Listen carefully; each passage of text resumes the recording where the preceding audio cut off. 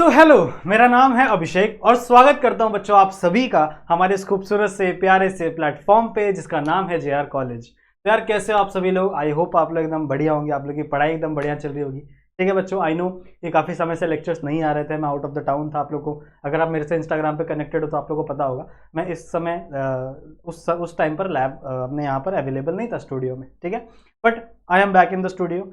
सारी चीज़ें वापस ट्रैक पर आ चुकी है। ठीक है, वापस आप लोग के लिए धमाकेदार लेक्चर्स ऐसे ही रेगुलरली बनेंगे, आपको मिलेंगे। ठीक है, तो उस बात की टेंशन बिल्कुल ही मत लो, आपका सिलेबस कंप्लीट होगा, इस बात की जिम्मेदारी हम ले रहे हैं। सही है, ठीक है। तो बच्चों आप लोग को सारे लेक्चर्स हम लोग मिलेंगे। हम लोगों ने शुरू किया हुआ था 12th केमिस्ट्री की बात करूं तो 12th केमिस्ट्री में हम लोगों ने शुरू किया हुआ था एक बहुत ही इंपॉर्टेंट लेसन जो कि काफ़ी समय से शुरू है। आप लोग को यही परेशानी हुई होगी कि सर यार ये लेसन को जल्दी खत्म करो और हमें फिर अगला लेसन फटाफट स्टार्ट करो। ठीक है, तो बच्चों आज ये लेसन खत्म होगा। ठीक है, आज इस लेक्चर को हम लोग यहीं पे एंड करेंगे, लेसन को यहीं पे एंड करेंगे। सही है, ठीक है। सो आज बच्चों हम लोग बहुत ही इंपॉर्टेंट टॉपिक पढ़ने वाले हैं जिसका नाम है गिब्स फ्री एनर्जी, या फिर इसी को हम लोग गिब्स एनर्जी भी कहते हैं। और ये हमारा आखिरी ऑप्शन है। This is our last option to state a reaction is spontaneous और नॉट। अगर आप लोगों ने पिछले लेक्चर्स देखे हैं, this is lecture number 40, so इसका मतलब अगले पिछले अगर आप लोग ने लेक्चर नंबर 11, 12, 13 अगर आप लोग ने देखे होंगे तो वहां से हम लोग सेकेंड लॉ ऑफ थर्मोडायनेमिक्स की बात कर रहे थे। हम लोग ये बात कर रहे थे बच्चों कि कौन सा रिएक्शन स्पॉन्टेनियस होगा और कौन सा रिएक्शन स्पॉन्टेनियस नहीं होगा। रिएक्शन अगर आपको नहीं पता स्पॉन्टेनियस क्या होता है, एंथैल्पी क्या होती है, एंट्रोपी क्या होती है, तो इसके ऊपर मैंने बड़े बड़े लेक्चर्स बनाए हुए हैं। 50-50 मिनट के लेक्चर्स अवेलेबल है। जितना भी कंटेंट है मैंने सब आपको समझाया है। सही है, ठीक है। तो उन वीडियोस को जरूर से देखें अगर आपने नहीं देखा है तो इसके पहले। सही बात है। मैंने आप लोग को यह समझाया था बच्चों कि सेकंड लॉ ऑफ थर्मोडायनेमिक्स क्या कहता है। सेकंड लॉ ऑफ थर्मोडायनेमिक्स ये कहता है कि इस दुनिया में बड़ी सारी रिएक्शंस ऐसी हैं जो स्पॉन्टेनियस हैं और बड़ी सारी रिएक्शंस ऐसी हैं जो स्पॉन्टेनियस नहीं है। स्पॉन्टेनियस का मतलब क्या?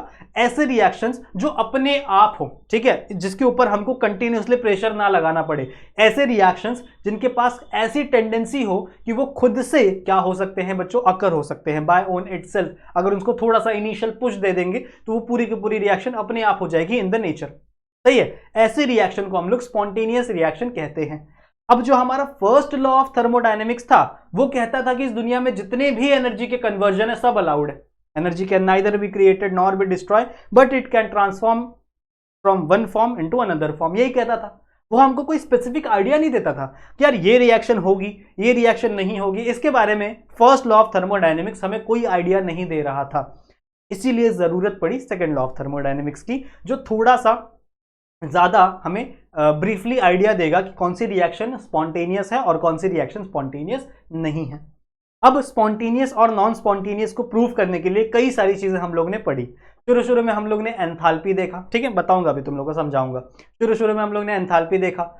बोला कि यार जिसकी एंथैल्पी कम होगी, जो रिएक्शन एक्सोथर्मिक होगा, वो रिएक्शन क्या होगा, स्पॉन्टेनियस होगा। फिर ये भी फेल हो गया क्योंकि बहुत सारे इसके भी एक्सेप्शन हमको मिल गए। फिर हम लोग ने एंट्रोपी पढ़ा, रैंडमनेस पढ़ा। सही है, उसके भी हमको एक्सेप्शन मिल गए। तो भैया अब हमारे पास आखिरी रास्ता बचता है, हमारे पास लास्ट ऑप्शन है बच्चों, गिब्स फ्री एनर्जी।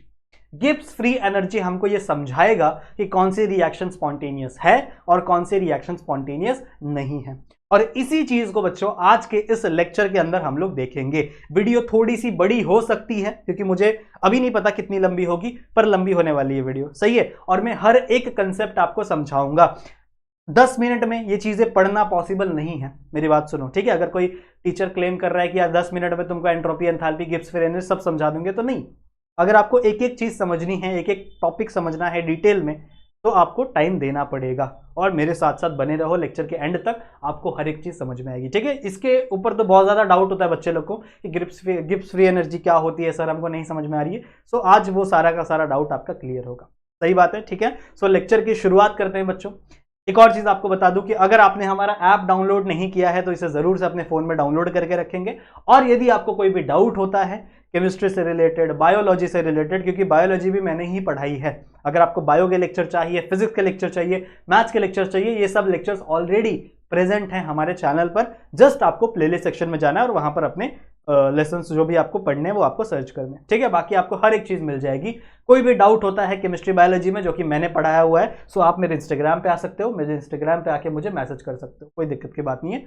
मैं वहाँ पर आपके डाउट्स सॉल्व करने के लिए बैठा हूँ, सही है। जो बच्चा, देखो सिंपल सी बात है, जो बच्चा पढ़ता है उसे डाउट होता है, जो पढ़ता ही नहीं उसे डाउट क्या होगा, सही है ना, ठीक है। चलो आ जाओ बात करते हैं। तो सबसे पहले हम लोग डिस्कस करेंगे बच्चों प्रॉब्लम्स। आखिरकार प्रॉब्लम है कहाँ? प्रॉब्लम है कहाँ? प्रॉब्लम ये है कि रिएक्शन स्पॉन्टेनियस है या नहीं है, ये हम कैसे पता लगाए। आपकी रिएक्शन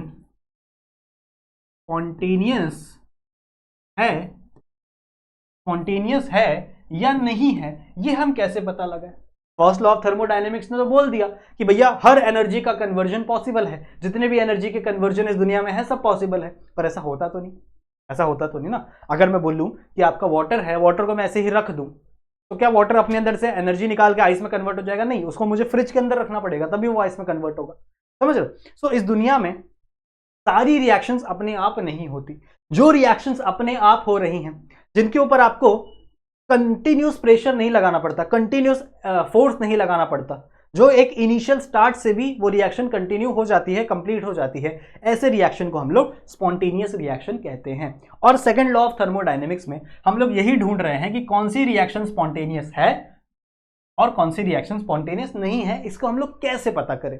कुछ एक तरीका दो हमें, कुछ एक रूल दो, कुछ एक फिक्स तरीका बताओ जिससे हम ये प्रिडिक्ट कर सकें, हाँ भैया कि ये रिएक्शन स्पॉन्टेनियस होगी। इसका सबसे पहला तरीका हमको क्या मिला था? जो सबसे फर्स्ट तरीका था बच्चों, जो हमें बताया जा रहा था कि इससे आप स्पॉन्टेनिटी बता पाओगे, that first way is the enthalpy. Enthalpy को हम रिप्रेजेंट कर रहे थे किससे? H से, सही है। And change in enthalpy is delta H, सही है। सो एंथैल्पी सबसे पहला हमारा रीजन था। हमारी किताबें क्या कहती थी, साइंटिस्ट क्या कहते हैं कि देखो भैया, इस दुनिया में जितनी भी चीजें हैं सारी चीजें स्टेबल होना चाहती हैं। इस दुनिया में जितनी भी चीजें, हमारा फिजिक्स और केमिस्ट्री पूरा इसी के ऊपर बेस्ड है ना, कि दुनिया में जितने भी एटम्स है, जितने भी मॉलिक्यूल्स है, सारे स्टेबिलिटी की तरफ भागते हैं। और स्टेबल होने के लिए सबको अपनी एनर्जी लूज करनी पड़ेगी। जिसके अंदर ज्यादा एनर्जी है वो कभी स्टेबल नहीं होगा। जैसे मान लो आपके अंदर बहुत ज्यादा एनर्जी है, तो आप क्या करोगे? आप सोओगे नहीं, आप डांस करोगे, लोगों को परेशान करोगे, मारा पीटी करोगे, समझ रहे हो, ठीक है। तो ऐसी चीजें कब करोगे? जब आपके अंदर एनर्जी होगी। और जब आपके अंदर एनर्जी निकल गई, मान लो आपने बहुत ज्यादा डांस किया, आपकी एनर्जी खत्म हो गई, तब आप जाकर चुपचाप सो जाओगे। तो भैया इस दुनिया में जितने भी कंपाउंड है वो सब स्टेबिलिटी की तरफ भागते हैं। और स्टेबिलिटी और एनर्जी का कट्टर दुश्मनी है। मतलब अगर एनर्जी ज्यादा होगा तो स्टेबिलिटी नहीं होने वाली, स्टेबिलिटी बेकार हो जाएगी, स्टेबिलिटी नहीं होगी किसी कंपाउंड में। और अगर एनर्जी कम होगी, किसी भी कंपाउंड के पास कम एनर्जी है, तो वो ज्यादा स्टेबल होगा। तो अकॉर्डिंग टू दिस फंडा हम लोगों ने एंट्रोपी की बात की और हम लोगों ने बोला कि भाई जो reaction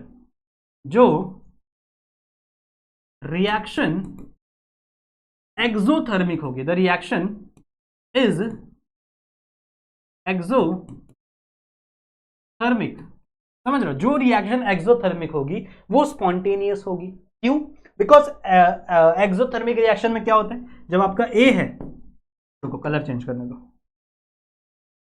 suppose that there is a reaction जहां से आपका ए आगे चल के बी में कन्वर्ट हो रहा है।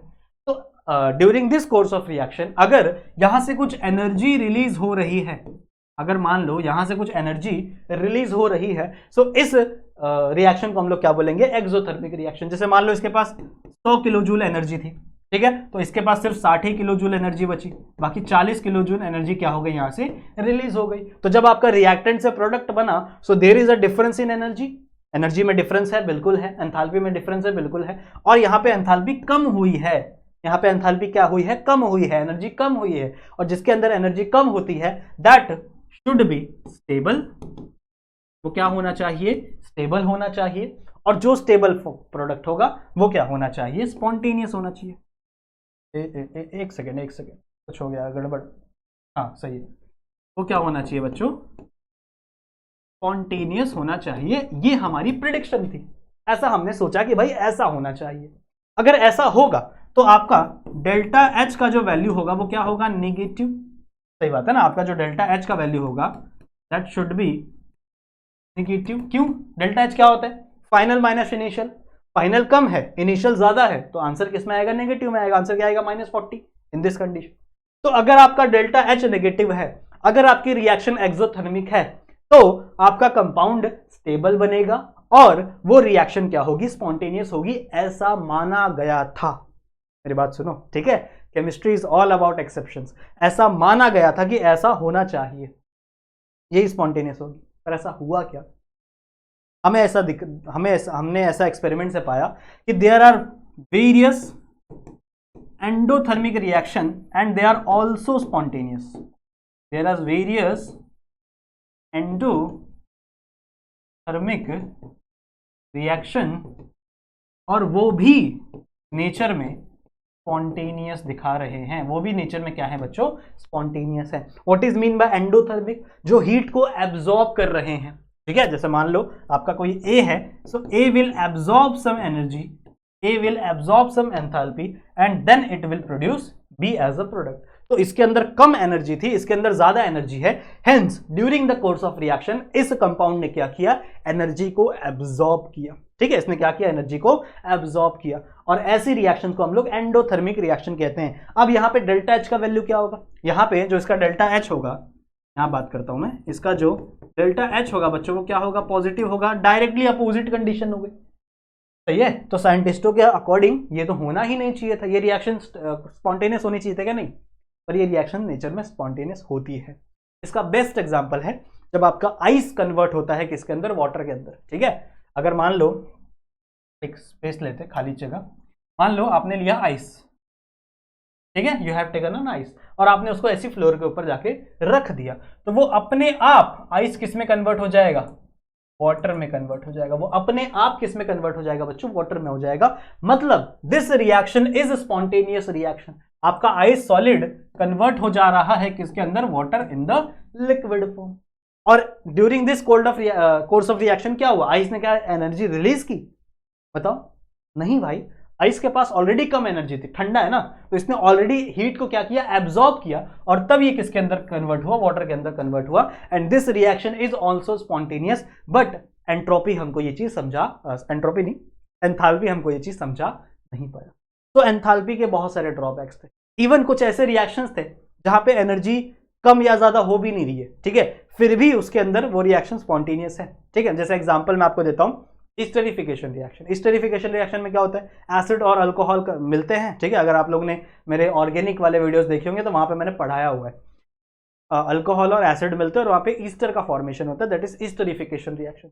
स्टेरिफिकेशन रिएक्शन में कोई भी एनर्जी का आदान प्रदान नहीं होता, एनर्जी कांस्टेंट रहती है through out the reaction, but फिर भी वो रिएक्शन स्पॉन्टेनियस है, समझ रहे हो, ठीक है। सो एंट्रोपी वाला काम, एंट्रोपी वाला फंडा तो काम नहीं किया। एंट्रोपी, यार बार बार एंट्रोपी बोल रहा हूं, एंथैल्पी, एंथैल्पी वाला फंडा तो काम नहीं किया। फिर हमारे गेम में दूसरे भाई साहब की एंट्री होती है जिसको हम कहते हैं एंट्रोपी। नाउ अब मैं कह सकता हूं, ठीक है, नेक्स्ट हमारे गेम में एंट्री होती है बच्चों एंट्रोपी की। एंट्रोपी बोलता है यार मैं समझाऊंगा कि कौन सी रिएक्शन स्पॉन्टेनियस है और कौन सी रिएक्शन स्पॉन्टेनियस नहीं है, मैं समझाऊंगा, let me take the command, ठीक है।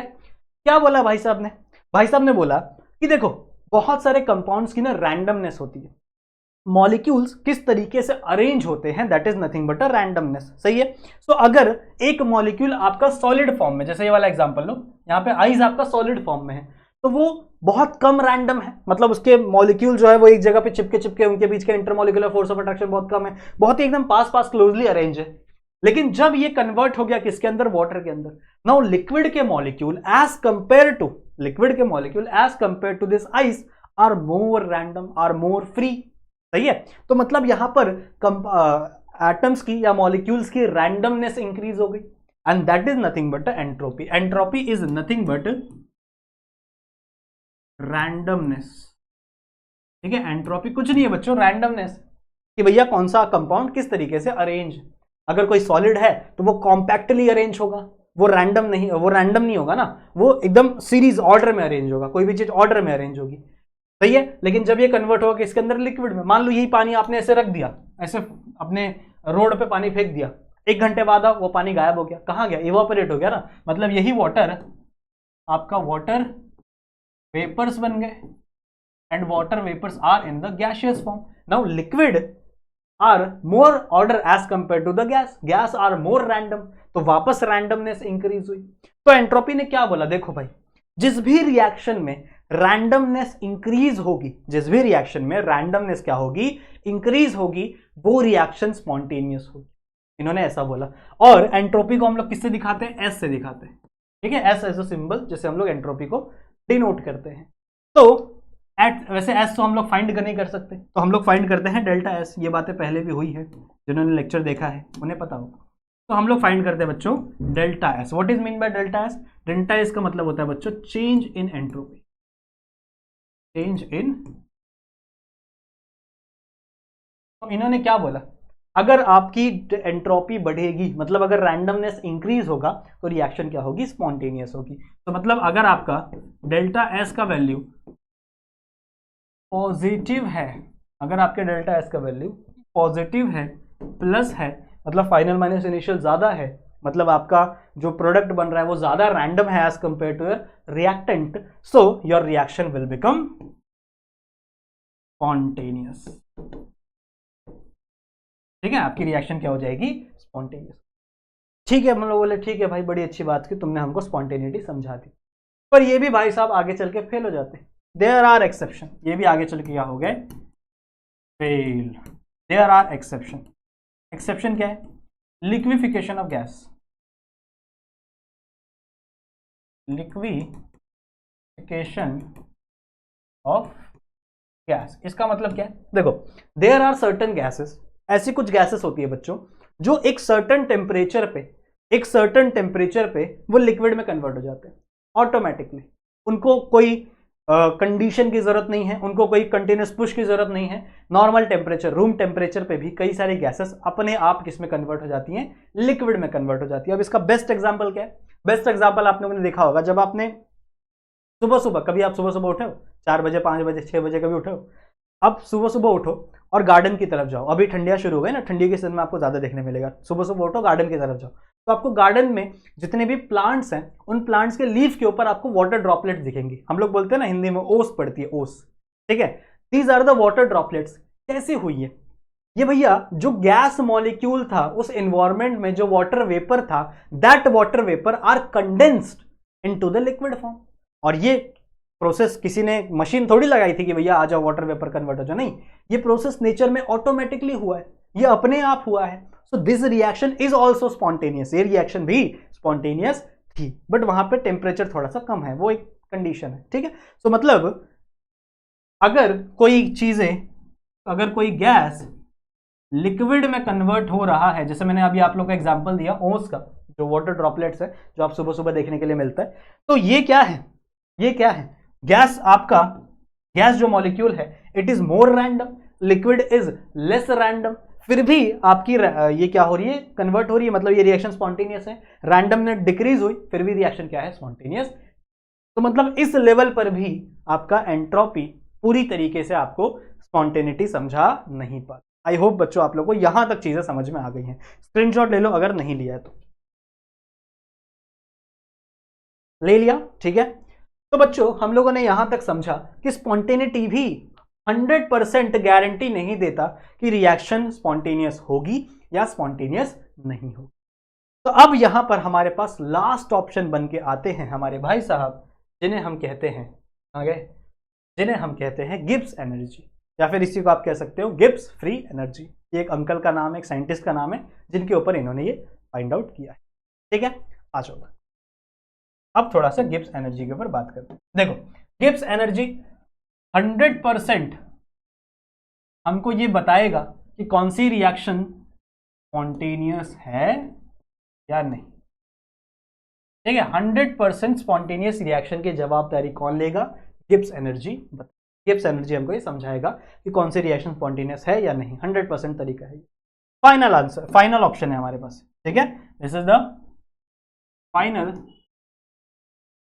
Option to predict the spontaneity. अब मैं पूरा नहीं लिख रहा हूं, ठीक है, समझ लो what is mean by Gibbs free energy. पहले तो समझो, इसका फॉर्मूला होता है बच्चों G is equal to H minus TS, this is the main formula, और यही है पूरी की पूरी गिब्स फ्री एनर्जी।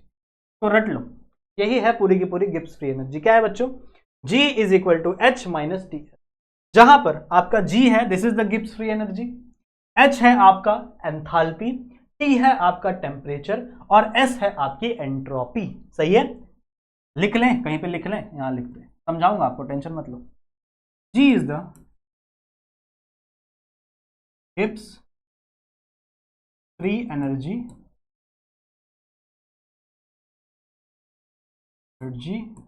सही है। H क्या है? H is the enthalpy, T is the temperature, temperature इसमें रहता है बच्चों टेम्परेचर इन केल्विन हमेशा, ठीक है। जब आप आगे चल के न्यूमेरिकल सॉल्व करोगे तो यहाँ पे जो टेम्परेचर आता है वो केल्विन में रहेगा। And S is the entropy. अब देख रहे हो गिब्स ने क्या किया है? गिब्स ने एंथैल्पी और एंट्रोपी दोनों को साथ में ले लिया है, ठीक है। गिब्स ने क्या किया है? गिब्स ने एंथैल्पी और एंट्रोपी को दोनों में साथ में लिया है और उससे आगे चलकर हम ये प्रेडिक्ट करेंगे कि कौन सी रिएक्शन स्पॉन्टेनियस है और कौन सी रिएक्शन स्पॉन्टेनियस नहीं है। बात करेंगे इसके बारे में, ठीक है। पहले कुछ प्रॉपर्टीज की बात कर लेते हैं आज। कुछ प्रॉपर्टीज सुनो, देखो आपका enthalpy is a state function, ठीक है। आपका entropy is a state function, temperature is a state function, so also आपका जो गिब्स फ्री एनर्जी होगा ये भी क्या होगा बच्चों? एक स्टेट फंक्शन होगा। इसके बारे में लेसन में शुरू में बात की थी कि स्टेट फंक्शन क्या होता है, पाथ फंक्शन क्या होता है, सही है। तो Gibbs free energy is also a state function, मतलब ये सिर्फ और सिर्फ स्टेट पे डिपेंड करेगा, फाइनल और इनिशियल पे, ठीक है। आपका फाइनल में गिब्स एनर्जी रहेगी, इनिशियल में गिब्स एनर्जी रहेगी। उसका जो डिफरेंस है यानी डेल्टा जी है, आगे चल के हम लोग फाइंड करेंगे, वो सिर्फ और सिर्फ किस पे डिपेंड करेगा बच्चों? स्टेट्स पे, पॉइंट्स पे, पहले दूसरे पॉइंट्स पे, वो किसी पाथ पे डिपेंड नहीं करेगा। आप किसी भी तरीके से ए टू बी जाओ, जैसे मान लो फॉर एन एग्जाम्पल आप अभी मुंबई में हो, ठीक है, और आपको दिल्ली जाना है, फॉर एन एग्जाम्पल आपको दिल्ली जाना है। अब आपका पॉइंट क्या है? इनिशियल पॉइंट क्या है? मुंबई। फाइनल पॉइंट क्या है? दिल्ली। पर आपके पास कई सारे रास्ते हैं, आप चाहे तो आप वेस्टर्न लाइन से तेजस राजधानी पकड़ लो और यहां से विरार बोईसर होते हुए आप निकल जाओ। आप चाहे सेंट्रल लाइन पे जाओ, सीआर राजधानी, सेंट्रल राजधानी पकड़ो, वो भी आपकी हजरत निजामुद्दीन दिल्ली तक जाएगी। आपको जाना वहीं तक था, आपने शुरू वहीं से किया, आपको जाना वहीं तक था, दो रास्ते हो गए, अलग अलग रास्तों से आप गए। या फिर आप बाय रोड चले जाओ, आप जो मुंबई दिल्ली एक्सप्रेसवे है उसको पकड़ो और फिर चले जाओ दिल्ली। मतलब आप फाइनल से इनिशियल तक, इनिशियल से फाइनल तक ही गए, पर अलग अलग रास्तों से गए। नाउ जो स्टेट फंक्शन होता है वहां पर रास्ते मायने नहीं रखते, वहां पे सिर्फ आपका फाइनल पॉइंट और इनिशियल पॉइंट वेरी करेगा। आप अगर मुंबई से दिल्ली जा रहे हो तो उतना ही खर्चा लगेगा, चाहे आप किसी भी तरीके से जाओ, सपोज करो, ठीक है, उतना खर्चा नहीं लगता, वैसे रेलवे बहुत सस्ता होता है, ठीक है, पर सपोज करो कि हर रास्तों से आपका सेम खर्चा लग रहा है, सेम पैसा लग रहा है, तो यहां पर path is not the factor, यहां पर स्टेट इज द फैक्टर, यहां पे इनिशियल और फाइनल इज द फैक्टर। तो इसी तरीके से स्टेट फंक्शन में भी आपका इनिशियल पॉइंट और फाइनल पॉइंट इंपॉर्टेंट है, पाथ इंपॉर्टेंट नहीं है। तो ऐसे फंक्शन को हम लोग क्या बोलते हैं बच्चों? State function. सही बात है। स्टेट फंक्शन में एक और चीज है कि अगर आप गोल घूम के वहीं पे आ जाओ, जैसे मान लो आप मुंबई से निकले, मुंबई से गए दिल्ली, दिल्ली से गए वाराणसी, वाराणसी से गए पटना, पटना से वापस ट्रेन पकड़ के मुंबई आ गए, तो मतलब आप घूमे, अलग अलग जगह घूमे, लेकिन घूम के जहां से आपने शुरू किया था वही आपका फाइनल हो गया। तो फाइनल माइनस इनिशियल क्या हो गया? जीरो। फाइनल माइनस इनिशियल क्या हो गया? जीरो। तो अगर आपका स्टेट फंक्शन या फिर आप कह सकते हो आपका ये वर्क सर्कुलर पाथ में हो रहा है, तो उस टाइम पे आपके change in Gibbs free energy क्या होगी बच्चों? चेंज इन गिब्स एनर्जी क्या हो जाएगी? जीरो। सही बात है। तो ये भी आपको ध्यान में रखना है। This is the first property. जितनी भी चीजें मैंने बोली है वो आपको लिखनी है अपने बुक में। दूसरा क्या है बच्चों? सॉरी, ठीक है, दूसरा चीज क्या है? सेकेंड फंडा is it is a extensive property. It is extensive property. What is mean bye extensive property? देखो, एक्सटेंसिव प्रॉपर्टी उसे कहते हैं जो मास के ऊपर डिपेंड करती है, कितने नंबर ऑफ मास है उस पर डिपेंड करती है, उसको हम लोग बोलते हैं extensive property. Number of moles पे डिपेंड करती है। अब ये भी एक्सटेंसिव ही है, टेम्परेचर भी एक्सटेंसिव ही है आपका, सॉरी एंथैल्पी एक्सटेंसिव ही है, एंट्रोपी भी एक्सटेंसिव ही है। तो इसी तरीके से आपकी गिब्स फ्री एनर्जी भी क्या होगी बच्चों? Extensive property. बात समझ में? अब दिक्कत यह है कि इस जी को हम मेजर नहीं कर सकते। It is impossible to measure G. समझ रहे हो?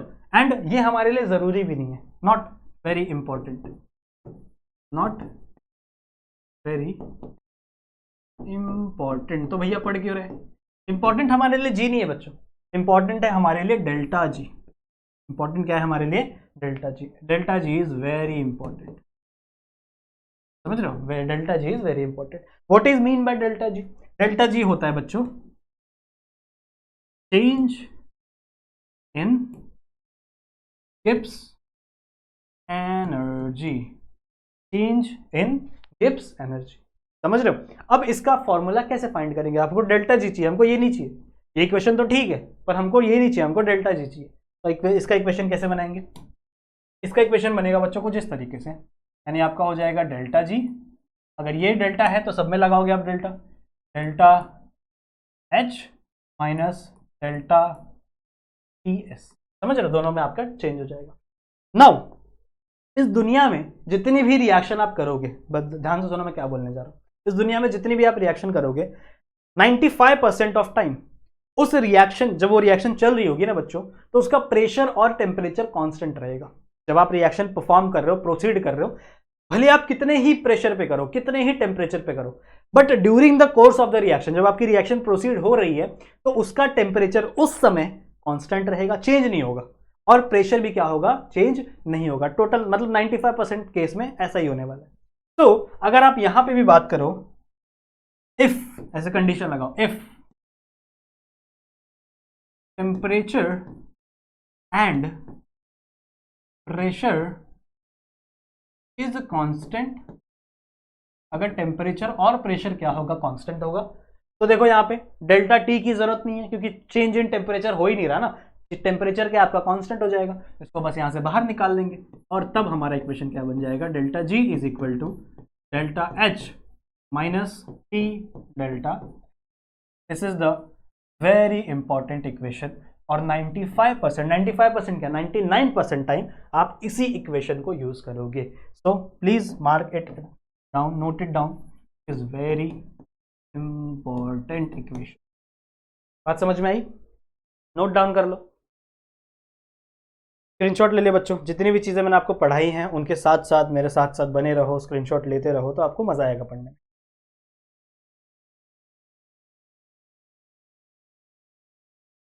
ठीक है, समझ में आ गया? तो भैया अब आपने इतनी चीजें सीख ली हैं गिब्स एनर्जी के बारे में कि भैया गिब्स एनर्जी की प्रॉपर्टीज क्या है, गिब्स एनर्जी का स्ट्रक्चर क्या है, गिब्स स्ट्रक्चर तो नहीं, गिब्स एनर्जी का फॉर्मूला क्या है। बट अभी तक आपको ये नहीं पता कि गिब्स एनर्जी है क्या, गिब्स एनर्जी बात किस पे। लेट्स टॉक अबाउट दैट, या फिर यही कर दे, चलो रहने दो। Let's talk about Gibbs free G. Let's talk about, आखिर बात करते हैं बच्चों कि आखिरकार ये है क्या। Gibbs energy is the negative, या फिर आप ऐसे लिख सकते हो, Gibbs energy is the negative form of useful work, useful work done by the system, by the system। ये खेल पता है ना, by the system on the system। No useful work क्या होता है? वर्क आपने पढ़ा है, आप लोग ने वर्क पढ़ा है प्रेशर वॉल्यूम टाइप का वर्क। एक्चुअल में ये प्रेशर वॉल्यूम टाइप का वर्क है नहीं, प्रेशर वॉल्यूम टाइप का वर्क थोड़ा सा होता है, but there is a system बच्चों जो कुछ अमाउंट ऑफ वर्क कर सकता है, जो कि यूजफुल हो, जिसके वजह से उसके अंदर कुछ चेंजेस आए, एक रिएक्टेंट कुछ दूसरा मॉलिक्यूल बने, समझ रहे हो? एक चीज दूसरे मॉलिक्यूल में कन्वर्ट हो, मतलब आपका ए हो, ये कन्वर्ट हो जाए बी में। तो अगर ऐसा हो रहा है तो इसको हम लोग यूजफुल वर्क कहेंगे। और जितना इस ए के पास कैपेसिटी है, जितना इस ए के पास टोटल कैपेसिटी है, दैट कैपेसिटी को अगर आप नेगेटिव साइन से दिखाओ तो उसी को हम लोग क्या बोलते हैं बच्चों? Gibbs energy. उसी को हम लोग क्या बोलते हैं बच्चों? Gibbs energy. अब ऐसा कभी भी नहीं होता, कोई भी अगर आपको टीचर या कोई भी बच्चा आपको ऐसा समझाए कि नेगेटिव वर्क वो सॉरी यूजफुल वर्क वो वर्क है जो आपका सिस्टम कर रहा है, गलत बात। आपका सिस्टम इतना वर्क कभी करता ही नहीं है। जैसे मान लो आप लोग ने सुना होगा ना कि हमारा ब्रेन जो है वो सिर्फ 0.007% अपना हिस्सा यूज करता है, बाकी चीज यूज ही नहीं करता। तो जो हमारा ब्रेन इतना यूज करने लगे, 100% यूज करने लगे, तो क्या हो जाएगा दुनिया में, दुनिया अलग हो जाएगी। मतलब लूसी मूवी देखी होगी ना आप लोग ने, वहां पे दिखाया है कि कोई बंदा या बंदी, उसका जो ब्रेन है वो 10%, 20%, 30% ऐसे काम करने लगे, तो वो क्या क्या चीजें बना लेगा। समझ लो, हमारा ब्रेन हम लोग सिर्फ इतना ही परसेंट यूज करते हैं। तो भैया वर्क हमारा ब्रेन भी कर रहा है, बट बहुत ही कम कर रहा है। बट उसकी कैपेसिटी कितनी है? 100% की कैपेसिटी है, इतनी कैपेसिटी है। तो उसी तरीके से बात कर रहा हूं मैं, अगर कोई सिस्टम है, उस सिस्टम के पास कैपेसिटी है वर्क करने की बहुत ज्यादा, तो उसका जो नेगेटिव पार्ट होता है, उसका जो नेगेटिव वैल्यू होता है, that negative value is nothing but Gibbs free energy, बची हुई energy, free energy, that is nothing but Gibbs free energy, and it is the negative part. For an example समझते हैं। मान लो कोई सिस्टम है, suppose that there is a system जो work कर सकता है कितना, प्लस 500 किलो जूल का। मान लो इतना वर्क कर सकता है, प्लस 500 किलो जूल का, मतलब वो खुद कर सकता है। समझ लो, उसके ऊपर कोई नहीं करेगा, वो खुद इतना वर्क कर सकता है। तो इन दैट कंडीशन उसकी गिब्स एनर्जी क्या हो जाएगी?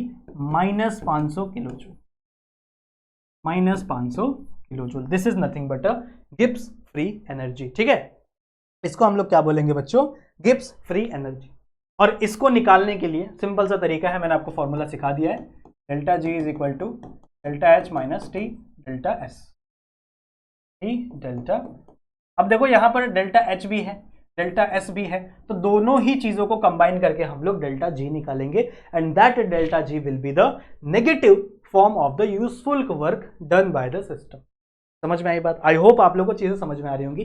जितना सिंप्लीफाइड हो सकता है बच्चों, मैं उतना सिंप्लीफाइड करके आपको समझाने की कोशिश करता हूं। ठीक है, सो समझ में आ गया गिब्स फ्री एनर्जी क्या है। एक्चुअल में ये चीज आप समझ लो, बाकी पूरा का पूरा काम हमको इसी इक्वेशन से, इससे इतना थ्योरी से कोई इतना इक्वेशन नहीं है। जैसे मान लो फॉर एक और एग्जांपल देते हैं, कोई आपका सिस्टम है जो वर्क कर रहा है बच्चों -550 किलो जूल का, नेगेटिव।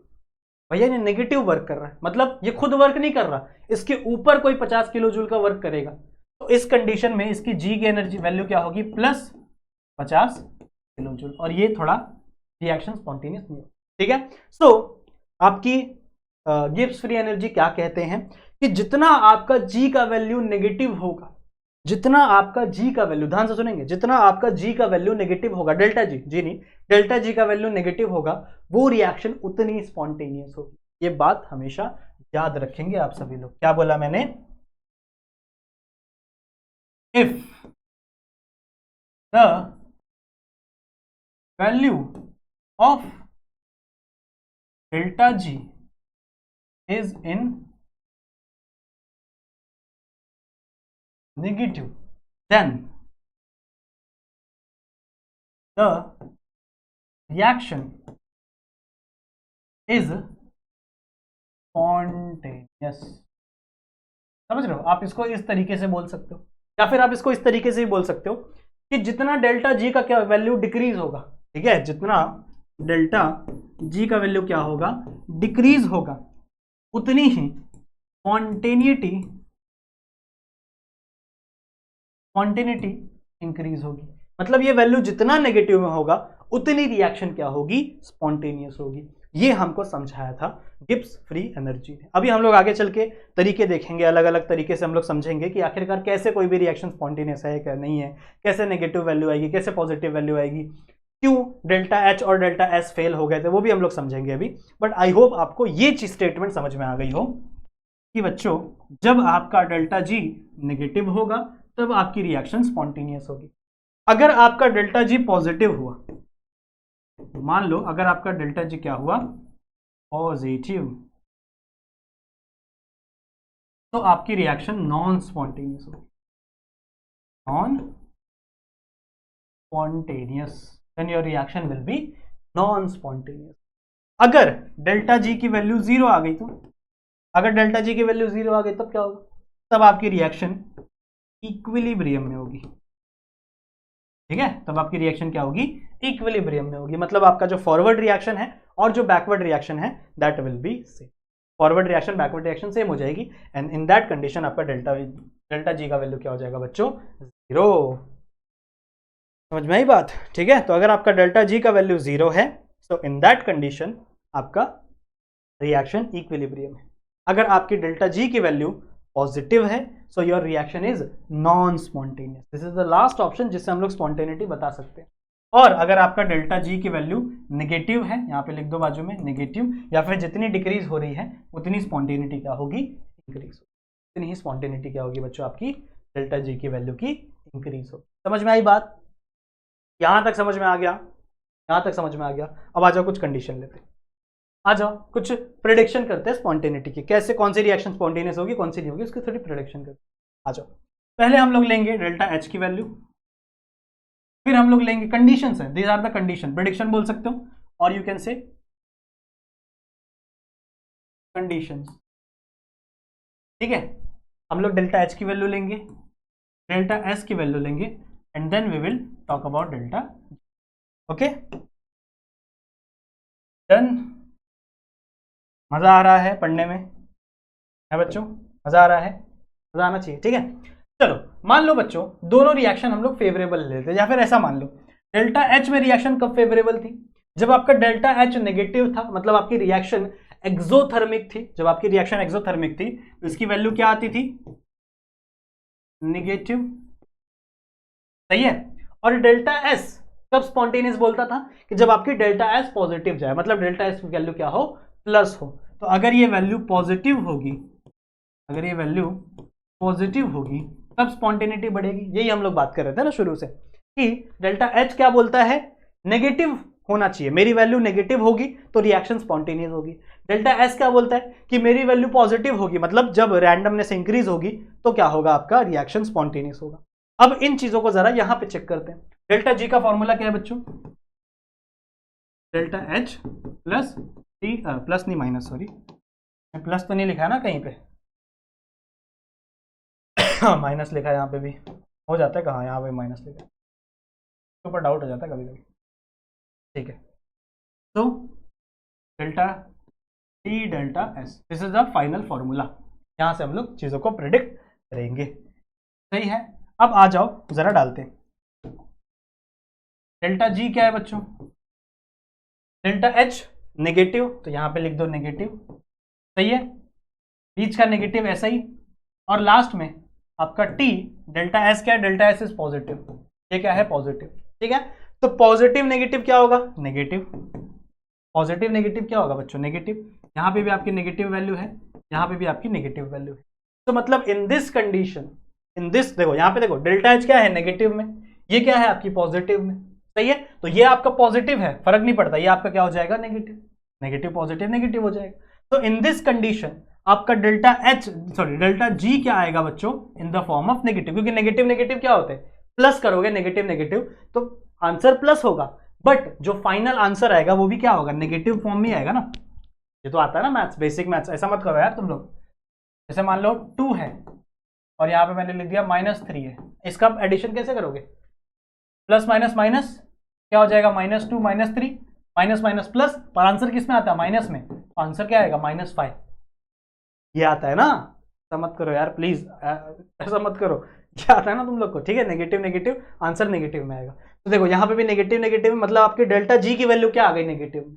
अगर आपकी डेल्टा जी की वैल्यू नेगेटिव में आएगी, सो योर रिएक्शन इज, बड़ा सा लिख दो, स्पॉन्टेनियस, बिकॉज अभी मैंने आपको बताया है कि जब आपका डेल्टा जी नेगेटिव में आएगा तो your reaction will B, your reaction will B, इसको नोट डाउन करो, इसको मिटा के अभी ठीक इसकी अपोजिट कंडीशन कर रहे हैं हम लोग, ठीक है। कंडीशन अभी चेंज करने वाले हम लोग, सेम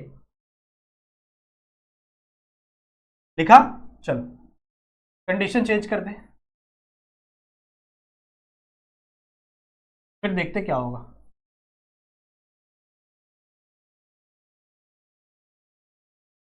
चलो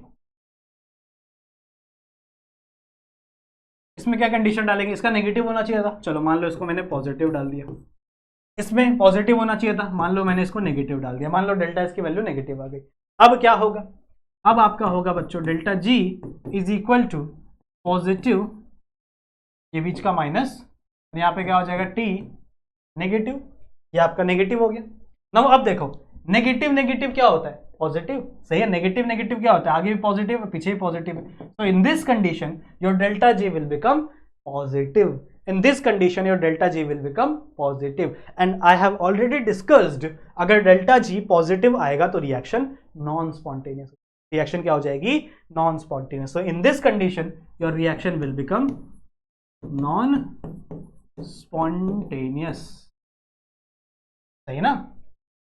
इसके पहले एक्सेप्शन में क्या हो रहा था? यही हो रहा था ना कि मान लो ये एक वैल्यू है, मान लो अगर ये पॉजिटिव हो जा रहा था, जैसे आइस वाला केस था, आइस वाला, आइस वाटर में कन्वर्ट हो रहा था ना, तो वहां पे आपकी डेल्टा एच की वैल्यू पॉजिटिव थी। वहां पे आइस क्या कर रहा था? हीट को एब्जॉर्ब कर रहा था, बट वहां पे अपना जो एंट्रोपी था वो आ जा रहा था। एंट्रोपी बोलता है ऐसे कैसे यार, एंट्रोपी तो बढ़ रही है, तो यहाँ पे इसकी वैल्यू पॉजिटिव हो जा रही थी, समझ रहे हो। सो अगर इसकी एक वैल्यू आएगा, मतलब एक आपका अपोजिट होगा, तो दूसरा क्या करेगा? उसको सपोर्ट करेगा, समझ रहे हो। और इन दिस कंडीशन वहां पे वो रिएक्शन स्पॉन्टेनियस हो रही थी। यही हमको सिखाता है कौन? Gibbs free energy. अब वही केस मैंने अगर आपको समझाया, मान लो मैंने सिर्फ एक चीज चेंज की, सपोज दैट मैंने बोला कि चलो ये नॉन फेवरेबल है, ये नॉन फेवरेबल है, बट मान लो अगर ये फेवरेबल हो गया तो इसकी वैल्यू भी किस में आ गई? पॉजिटिव में आ गई। मान लो इसकी वैल्यू भी किस में आ गई? पॉजिटिव में आ गई। मतलब ये कह रहा है, एंट्रोपी कह रहा है कि रिएक्शन स्पॉन्टेनियस है।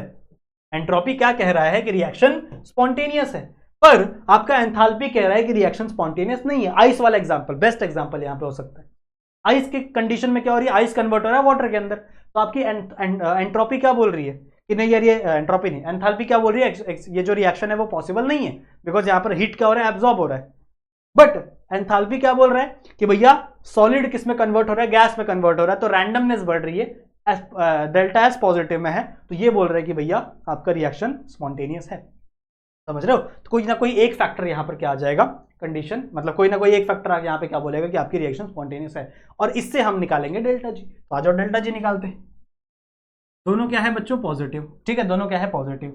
तो मान लो ये वैल्यू भी आपकी पॉजिटिव में आ गई, माइनस टी, ये भी क्या आ गया आपका? पॉजिटिव में आ गया, सही बात है, ये भी आपका पॉजिटिव में आ गया।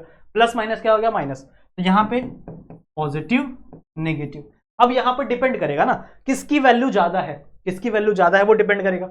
अगर मान लो इसकी वैल्यू ज्यादा होगी, इसकी वैल्यू ज्यादा होगी, इसकी वैल्यू कम होगी, तो साइन माइनस का लगेगा, तो रिएक्शन स्पॉन्टेनियस हो जाएगी।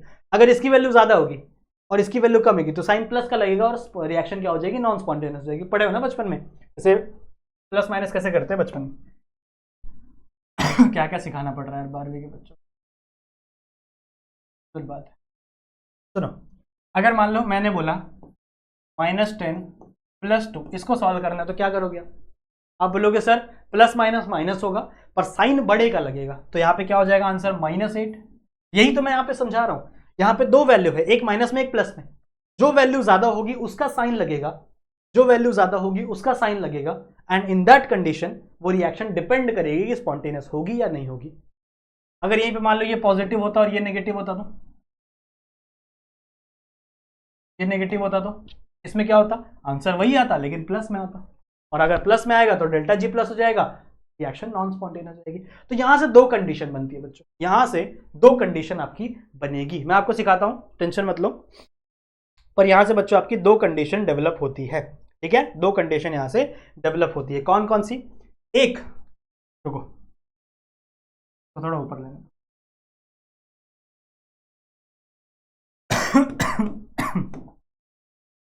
यहां से दो कंडीशन डेवलप हुई। एक कंडीशन ये है कि आपका डेल्टा जी ग्रेटर देन होगा 0 से, यानी पॉजिटिव वैल्यू। एक कंडीशन ये है कि आपका जो डेल्टा जी है वो स्मॉलर होगा 0 से, यानी नेगेटिव वैल्यू। समझ रहे हो, यहां पे इसकी वैल्यू पर डिपेंड करता है, इसकी पॉजिटिव आ रही है नेगेटिव आ रही है। इन दिस कंडीशन अगर मान लो ऐसा है, यहां पे क्या हो जाएगा? Delta H minus T delta S greater than equal to greater than 0, सही बात है। ये इधर जाएगा तो क्या हो जाएगा? डेल्टा एच, ये माइनस में इधर आके प्लस हो जाएगा ना, तो greater than T delta S, सही है। और यहाँ पे क्या हो जाएगा बच्चों? ये नीचे आ जाएगा, डेल्टा एस को नीचे डाल दो, तो कैसा हो जाएगा बच्चों? T is equal to delta H is equal to नहीं है, ग्रेटर स्मॉलर देन है डेल्टा एस। समझ रहे हो? तो यहां पर आपका टेम्परेचर खेल खेलेगा। यहां पर कौन खेल खेलेगा? टेम्परेचर। मतलब इसकी वैल्यू ये जो डिवाइड करोगे ना, तो यहां पर कुछ आपको एक स्पेसिफिक टेम्परेचर मिलेगा इन केल्विन, तो भैया वो टेम्परेचर से अगर कम रहोगे तो रिएक्शन स्पॉन्टेनियस होगी। अगर उस टेम्परेचर से ज्यादा हो जाएगा, देखो ये टेम्परेचर से जो वैल्यू अगर ज्यादा आ रही है तो रिएक्शन क्या है, non spontaneous, because delta G का वैल्यू बढ़ गया है, समझ रहे हो? क्या बोलते हो, डेल्टा जी का वैल्यू क्या है, इस कंडीशन में पॉजिटिव है, मैं लिख दूं इस कंडीशन में पॉजिटिव है। तो अगर इस कंडीशन में पॉजिटिव है तो हमको एक टेम्परेचर मिलेगा, अगर वो टेम्परेचर से ज्यादा आपकी रिएक्शन, उस टेम्परेचर से ज्यादा पे रिएक्शन आपकी होगी तो आपका रिएक्शन क्या होगा, नॉन स्पॉन्टेनियस। सेम यहाँ पे केस अपोजिट हो जाएगा, यहाँ पे क्या हो जाएगा बच्चों, देखो delta H minus T delta S smaller than 0, सही बात है, ये इधर जाएगा तो क्या हो जाएगा, delta H smaller than T delta S, सही है, और ये वापस इधर ला दो तो delta H upon delta S smaller than T. तो मतलब अगर इसकी वैल्यू इस वैल्यू से कम हुई, मतलब टेम्परेचर इसकी वैल्यू टेम्परेचर से कम हुई, जो टेम्परेचर होना चाहिए स्पेसिफिक टेम्परेचर, तो आपकी वैल्यू क्या होगी, रिएक्शन क्या होगी, आपका डेल्टा जी नेगेटिव में आएगा और आपकी रिएक्शन स्पॉन्टेनियस होगी, नेगेटिव, समझ रहे हो? ये कंडीशंस हैं, these are all the conditions. अगर यहीं पे आपका रिएक्शन इक्विलिब्रियम में होगा तो आप कैसे शो करोगे, आप उसे शो करोगे बच्चों T इज इक्वल टू, यहां पे आप इस सिंबल की जगह आप क्या डाल दोगे बच्चों, T is equal to delta H और डेल्टा S, समझ रहे हो? इसकी वैल्यू निकालोगे, जो भी वैल्यू आपको मिलेगी वो एक टेम्परेचर होगा, उस टेम्परेचर से अगर आप ज्यादा जाओगे, उस टेम्परेचर के अगर आप ऊपर जाओगे तो रिएक्शन डेल्टा जी पॉजिटिव में जाएगा, रिएक्शन नॉन स्पॉन्टेनियस हो जाएगी। अगर उस टेम्परेचर से आप नीचे रहोगे, देख रहे हो टेम्परेचर कम है, ये ज्यादा है, टेम्परेचर कम है, ये ज्यादा है, तो मतलब आपकी रिएक्शन डेल्टा जी नेगेटिव में होगा, आपकी रिएक्शन स्पॉन्टेनियस होगी। यही समझाना चाहता हूं बच्चों में, यही समझाना चाहता हूं कि ये तीनों कंडीशन बहुत important, these are the 3 condition जो आपको न्यूमेरिकल में भी काम आने वाली है। समझ में आई बात, ठीक है? और वही मान लो अगर नेगेटिव नेगेटिव हुआ तो ऐसे ही केस वापस बनेगा, सॉल्व कर लेना खुद से देखो करके, नेगेटिव नेगेटिव हुआ तो यहाँ पे क्या हो जाएगा, ये भी नेगेटिव, ये भी नेगेटिव, नेगेटिव नेगेटिव पॉजिटिव, तो यहाँ पे पॉजिटिव आ जाएगा और यहाँ पे नेगेटिव आ जाएगा, सेम कंडीशन हो जाएगी, फिर वही आपको 2 चीज निकालोगे, तो वही चीज बच्चों आप यहाँ से भी निकाल सकते। तो यहाँ से आपको कंडीशन मिल गई कि कैसे आप प्रेडिक्ट करोगे कौन सी रिएक्शन स्पॉन्टेनियस होगी। इसीलिए मैं बोलता हूँ ना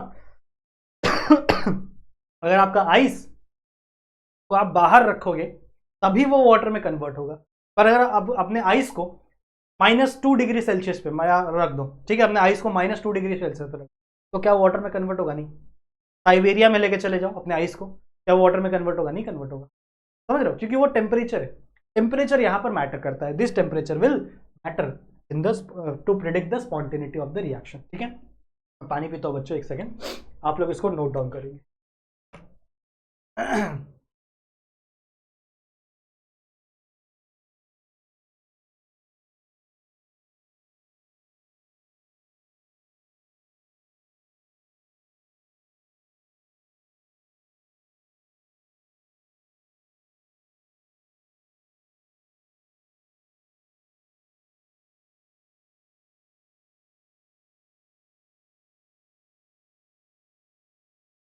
हो गया?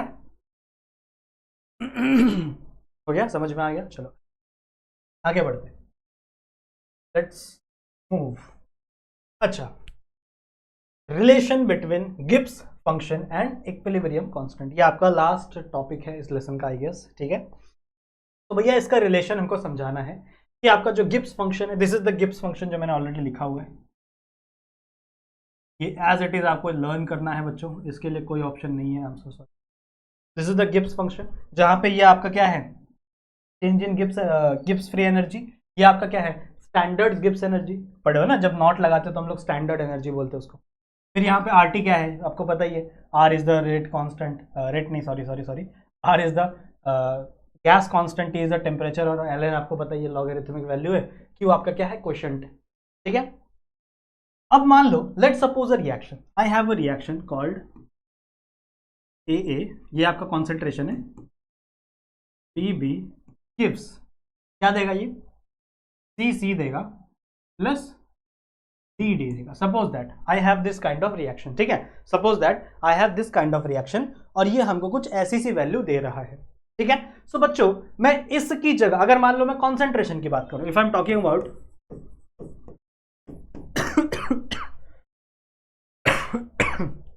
I am so sorry, if I am talking about concentration, तो आपका क्वेश्चन क्या हो जाएगा, आपका क्वेश्चन हो जाएगा ना कॉन्सेंट्रेशन ऑफ सी, फिर concentration of D divide by concentration of A, concentration of B, ऐसे होता है ना, ऐसे हम लोग पढ़ते हैं ना बच्चों। ये आप लोगों ने कहाँ सीखा होगा, रेट कांस्टेंट में, ठीक है।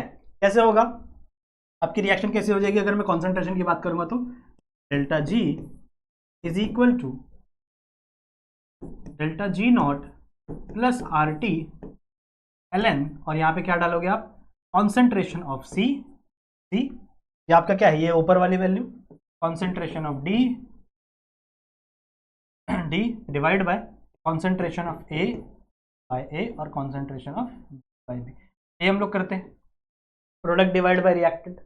इसकी जगह पे आप लिख सकते हो क्या, यहाँ पे आप लिख सकते हो बच्चों reaction constant, equilibrium constant, reaction constant, rate constant बोल केसी डाल सकते हो, बाद में डालेंगे हम लोग जब आपकी रिएक्शन इक्विलिब्रियम में होगी तब।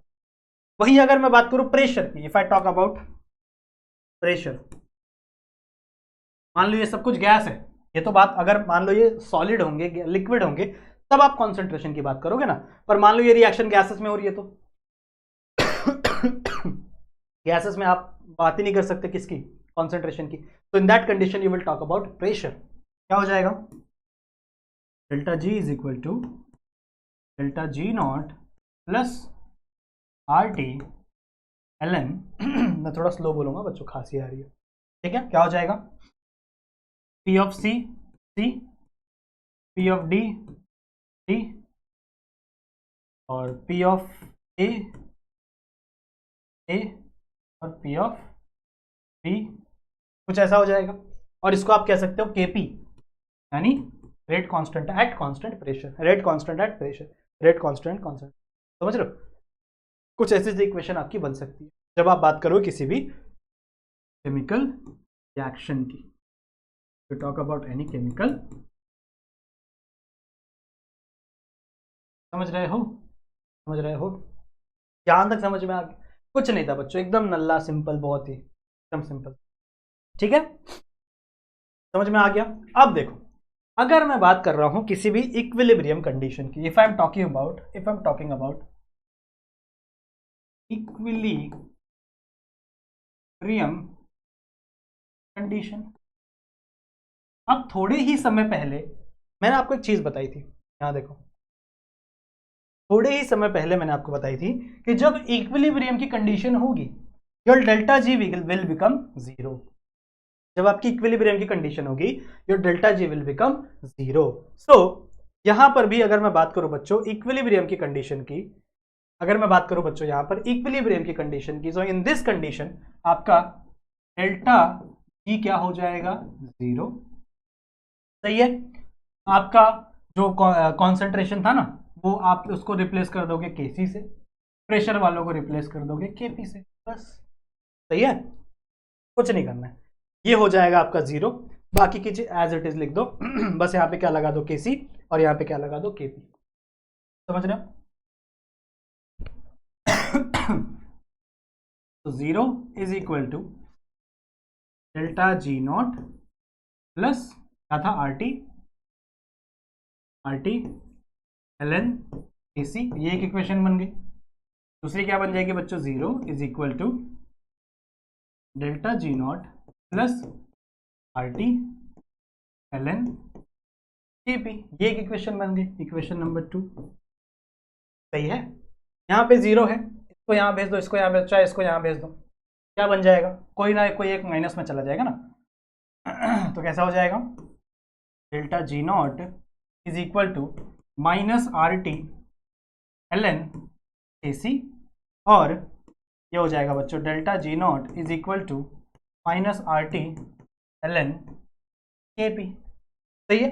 फिर मैंने आपको एक चीज सिखाई थी कि जब आपको एल एन हटाना हो और लॉग लगाना हो, if you want to remove L N और आपको लॉग लगाना है तो वहां पे आप 2.303 लॉग टू द बेस 10 ये वैल्यू ऐड करते हो, सही है ना अगर आपको एल एन हटाना हो और अगर आपको ये लॉग लगाना हो तो आपको किससे मल्टीप्लाई करना पड़ता है, 2.303, कुछ नहीं करना है, बस रिएक्शन में क्या करना है आपको, last delta G not is equal to minus minus as it is 2.303 RT log the base 10 AC, और सेम इसके लिए भी कर लो, ये आपकी इक्वेशन बन गई लास्ट। समझ में आई बात? समझ में आई बात बच्चों? समझ में आई बात? आई होप आप लोग को ये चीज समझ में आई होगी। नोट डाउन कर ले,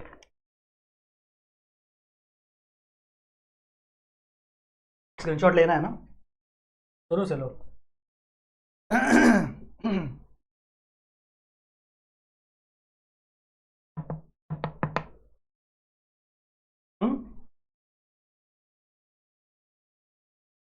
कुछ है नहीं यहाँ पे, चलिए ये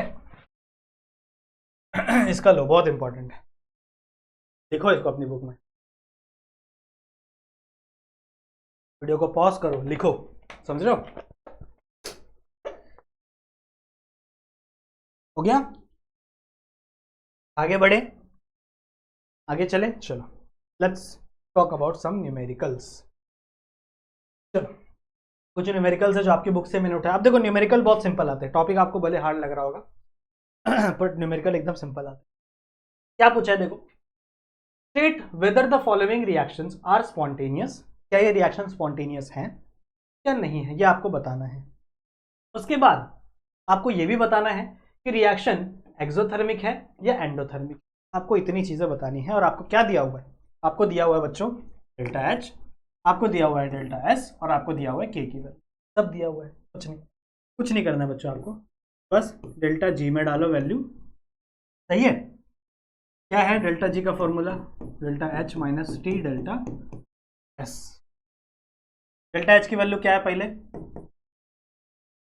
-110, ठीक है, माइनस टी का वैल्यू क्या है 400, और डेल्टा एस क्या है बच्चों प्लस, कुछ नहीं, सॉल्व करना है बस आपको। क्या हो जाएगा यहाँ पे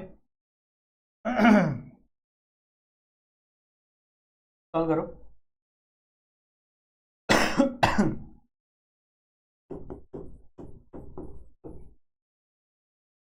-100, इधर क्या आ जाएगा 1600, 400 को 40 से मल्टीप्लाई किया 1600 आएगा, नहीं 16,000 आएगा। Just a second, let me check, नहीं 440 16,000 आएगा, सही बात है। कुछ नहीं करना है, इनका ऐड करना है, ठीक है। ये जो वैल्यू आई है बच्चों, इसमें आपको क्या करना है 110 ऐड करना है। अब दोनों माइनस में है तो -16110, वैल्यू क्या आ गई माइनस में आ गया, डेल्टा जी किस में आ गया माइनस में आ गया, तो मतलब आपकी रिएक्शन क्या है स्पॉन्टेनियस, सही है। और आपको क्या बताना था, रिएक्शन एक्सोथर्मिक है एंडोथर्मिक है। डेल्टा एच को देखो, डेल्टा एच क्या है माइनस है, माइनस मतलब क्या, डेल्टा एच माइनस कब होता है जब रिएक्शन एक्सोथर्मिक होती है, एक्सोथर्मिक। इसी तरीके से आपको दूसरा वाला भी करना है, बस कर लोगे, सिंपल है, यही सब आता है क्वेश्चन यही सब आता है, यही सब पूछा जाता है, ठीक है। चलो एक और है, क्या है देखो, for the certain reaction delta H की वैल्यू दी है ये, डेल्टा एस की वैल्यू दी है ये, at what temperature the change over the spontaneous reaction and non spontaneous will occur, किस टेम्परेचर पे, मतलब आपको टी फाइंड करना है। टी का फॉर्मूला क्या है, T is equal to delta H upon delta S.